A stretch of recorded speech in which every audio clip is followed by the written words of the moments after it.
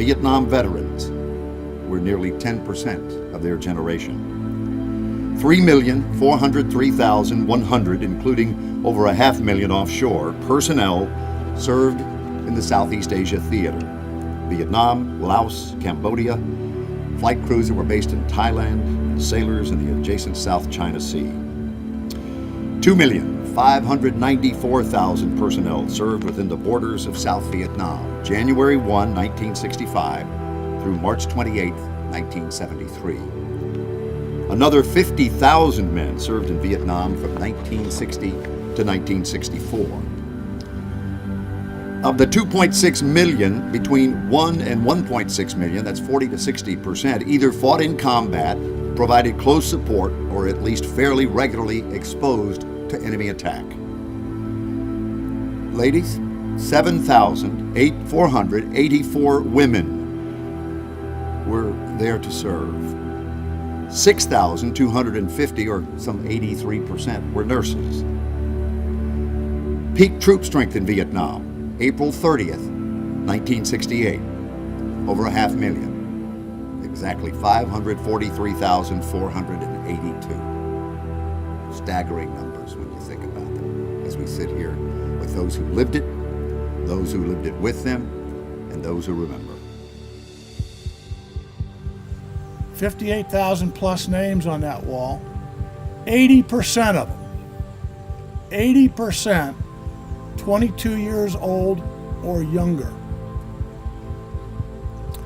Now, in my mind, that's two things.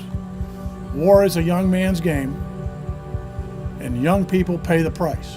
If you start thinking back when you were 22 and erase all those years since, and then multiply it by 80% of 58,000, that's what was lost to this nation. And that's the true tragedy of war.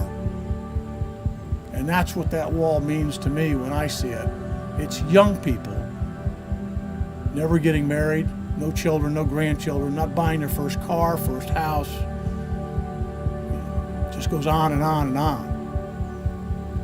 And I think of those young people.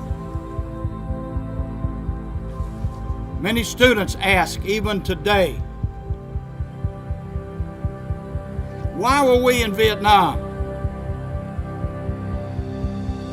They picked up on the point that it was an unpopular war. 20 years of war, 58,000 names.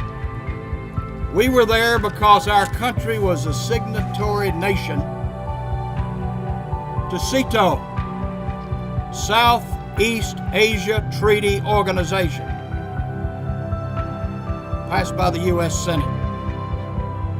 And you know, if you're a signatory nation to a treaty like that, if an ally asks for help, you go help them. President Eisenhower in the late 50s sent advisors. President Kennedy in the early 60s sent advisors. President Johnson came along and sent thousands of troops. Many in this audience this morning.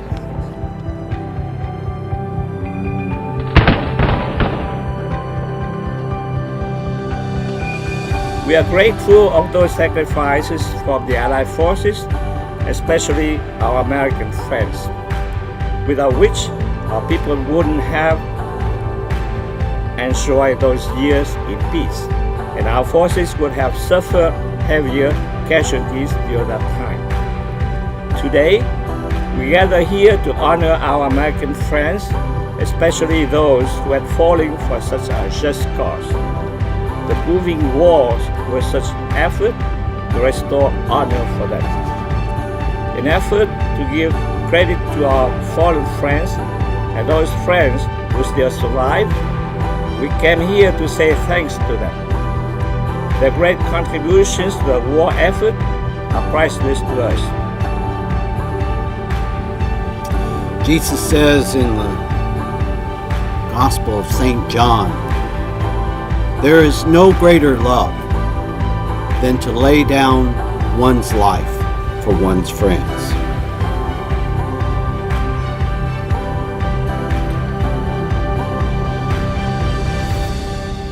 As we come here today, understand we're the friends. And these dear ones on this wall around us, they're the ones that laid down their life for us, for their fellow soldiers, for their family, for their country, for us, their friends. So let us be mindful that God has truly blessed us in our country, in our lives, to know others who have given it all for us.